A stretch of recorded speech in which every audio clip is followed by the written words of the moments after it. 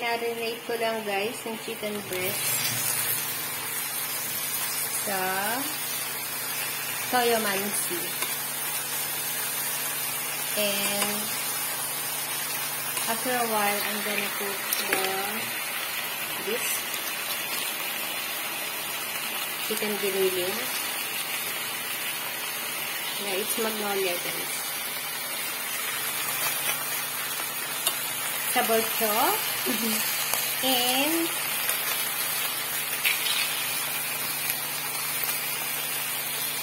botchok lang and the giniling. Kasi yung giniling na yun is pang siomai. So, templado na siya. Mayroon na siyang garlic, carrots,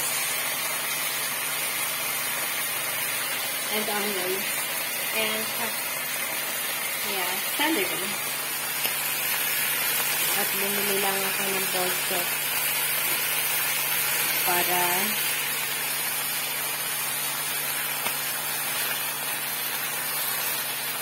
mag-small cooking lang.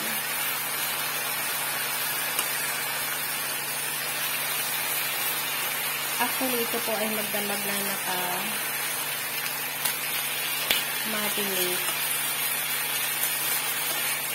Kaya siya para lasang-lasa talaga.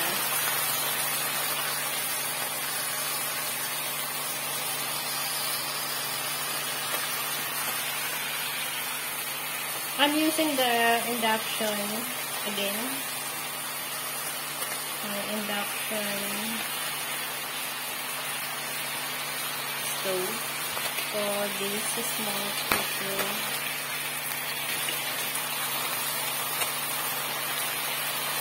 Guys, diba sabi ko sa inyo, fried chicken po to actually, but I like it a little bit more than the usual fried chicken na dry. So, yan. Sabi nga, it's your kitchen. There goes. Then, ano muna natin siya na ganyan for a few seconds lang para magpantay yung init. Then, open it again.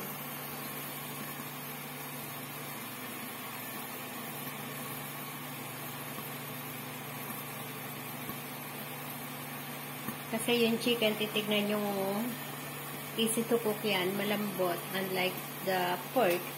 Pero, matagal po siyang lutuin because pag hindi siya cooked well, meron siyang blood, diba, inside yung mga fibers niya. So, you have to cook it slowly. And with a lid. Lagyan nyo ng lid yung inyong, masarap. Of course, kung deep fried, hindi na kailangan. Kasi lubog siya sa mantika. But, I don't usually cook in deep fried. Talagang as much as possible is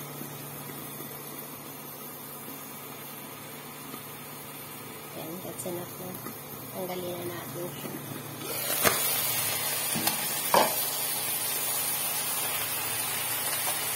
Ayan, napansin niyo, hawak ko kasi yung camera ko. Nasira kasi yung aking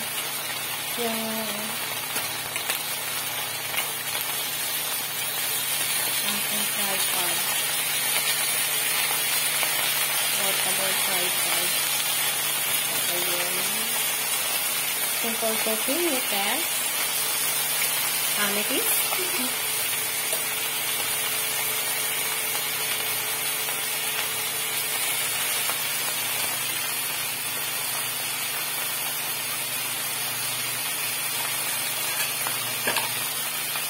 Done na yan actually. Half done na siya.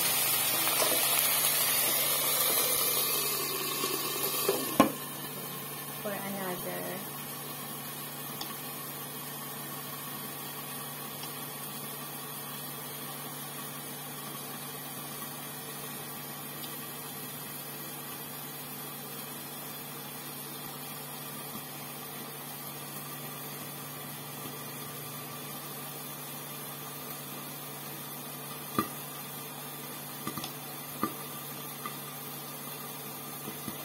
ayun, amoy chicken na. That's my test. Amoy chicken na. Oh, hindi kaya ng cellphone yung mainit. Na nakukuha na yung init. Nagbablur siya.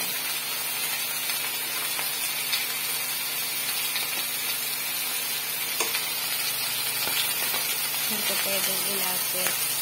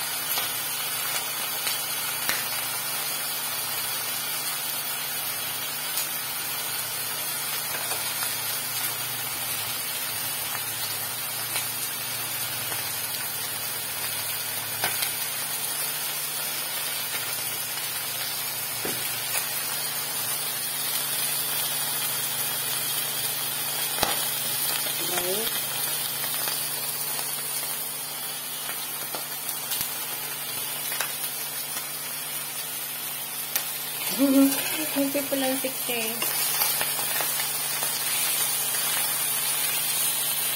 Okay, guys.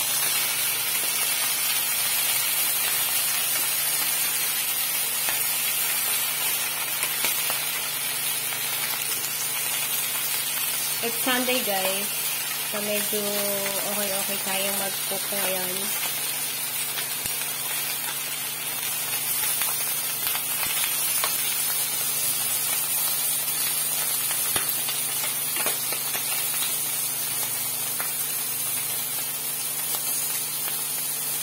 Luto na po yan. Mas na lighter pa yung, ano niya, lighter pa yung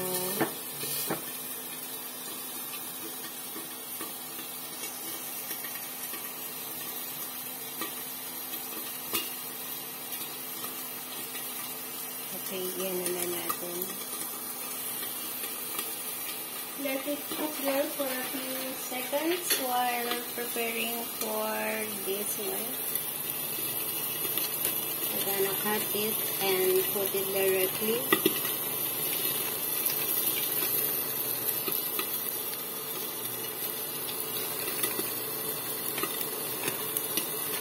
Okay. Marathon cooking.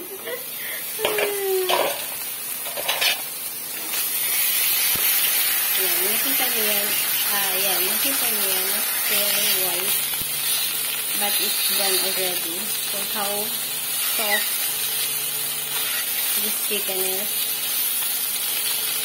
Kasi luto na po siya. At ang chicken is madaling. Ayan, madali siyang mag-ano po. Luto na siya. So, have to be very careful. Ayan. Of course, dahil luto na siya, pwede tayo kumain doon.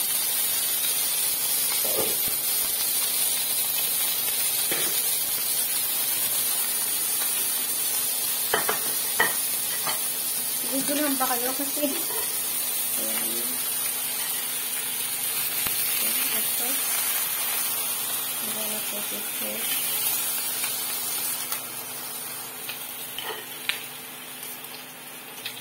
And this one.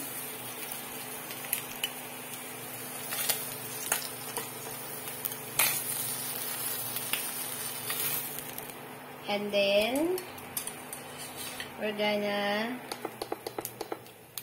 hininaan ko po yung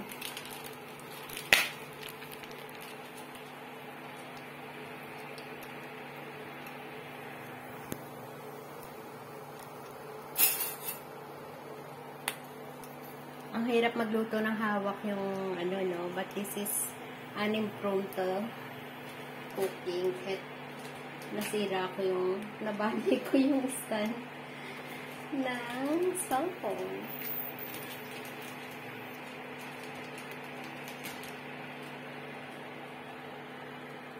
tingnan natin kung paano natin ito magagawa ng walang stand.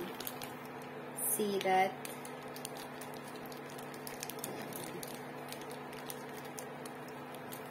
Ayan.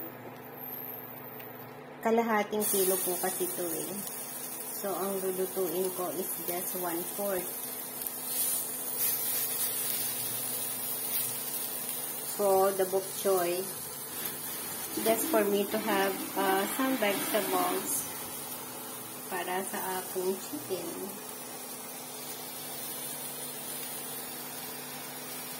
Okay. This is easy to cook actually. Ayan siya, oh. Ganyan lang ginagawa ko eh, yan. So, feeling mo may bola-bolahan na dyan. Actually, pwede nyo gawin itong bola-bola. This is siomai. This is a siomai mixture of magnolia. Ayan. Pag easy cooking, yan, busy kayo, ito pwede nyo gawin, guys. Bola-bolahin nyo lang. Iluto nyo sa miswa or sa bok choy o sa cabbage or omelette. Ayun, yung kalahati. This is only 1/4. Yung kalahati is ilalagay ko sa omelette. But, for some other days na yan.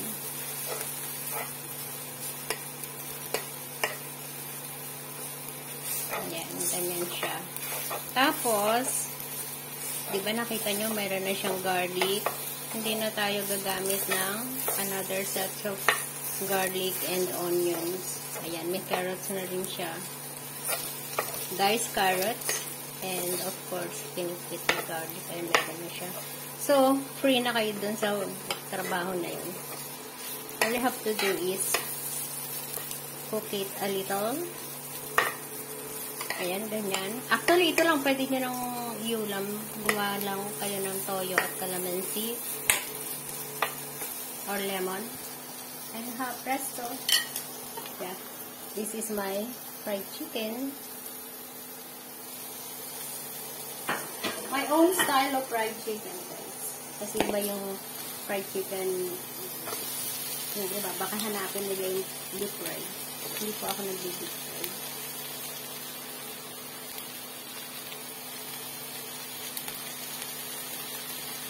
Ayan, ganyan lang. Ganyan lang siya. Ito is madali ang luto na healthy. Medyo dry siya, diba? So, we're gonna put just this one.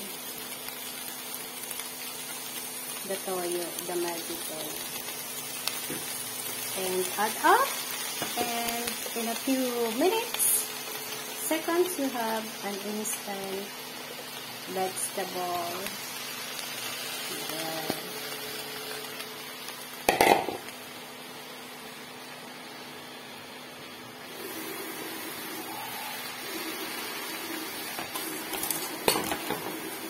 Ang hirap ng hawak, no, yung camera.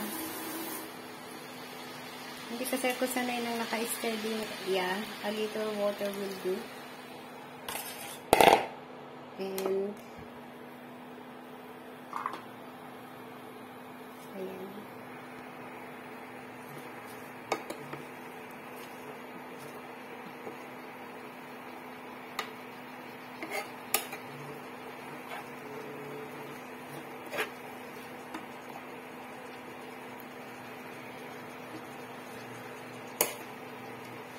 Masarap po to. Kasi kakapit yung sabaw, ay yung lasa nung pang siomai mixture ng magnolia. This is simple cooking, okay?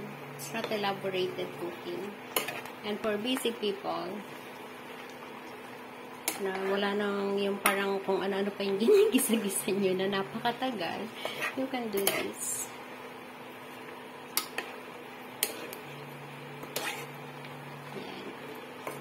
Bibili lang kayo ng mixture ng siomai, magnolia, chicken house sa supermarket. Yan.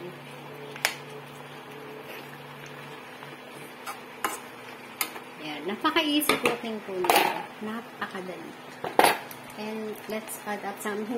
Nakita niyo, hindi pa ako naglagay ng salt, ha? Only the toyo mansi will do.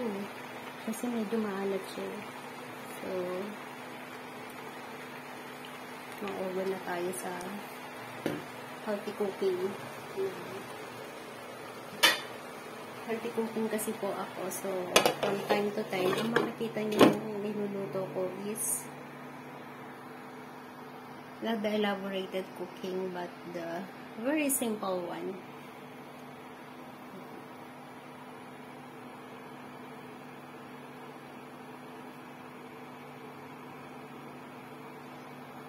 Hintayin natin mag-amoy gulay. Yan.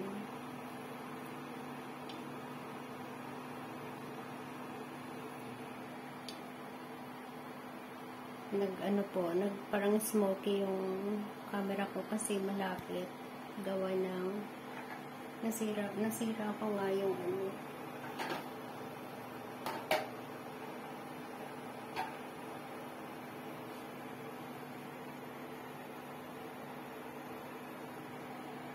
punasan ko lang, wait lang, guys. Yan. Pinunasan ko yung lens.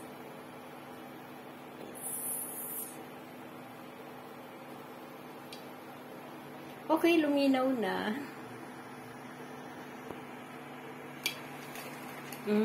Ayan, amoy gulay na. And amoy not only gulay, but dito na siya. If it's yan, bali dalawa lang po yung nilagay ko na bok choy. So, by that, 38 plus and 38, yan, 16 and 38.52 pesos. May natira pang dalawa kasi masyado na siyang marami. And sa half kilo chicken,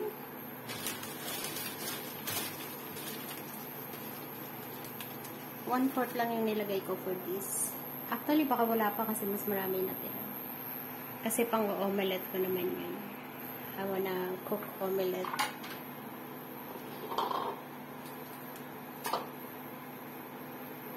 This. Ayan, pinakita ko na sa inyo. Pang omelette ko po yan, 2 eggs. That's how simple it is. Pag nandyan kayo sa malayo, ganyan yung kayo yung luto. Matipid. If you wanna save, like me, do this. Save in money and save in time. Luto na po siya, guys. Ayan. Ayan. Konting sabaw lang lagay natin. Kasi ayoko na walang sabaw. So, that's it. This is Amitis saying happy eating this Sunday. Ano taste?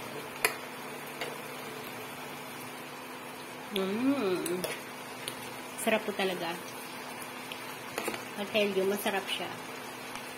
Yan. In 30 minutes, guys. Wala pa. Nakita niyo naman yung pagprito ko. Pero pre-marinated na po yan magdamag sa lemon and toyo. Actually, nilagyan ko din ito. Pero I add up some squeeze of lemon. Okay, bye. This is Amitis. I'm gonna eat my breakfast. And it's Sunday here in Philippines. Simple living in Philippines. This is Tess saying, stay happy. See you next time. God bless.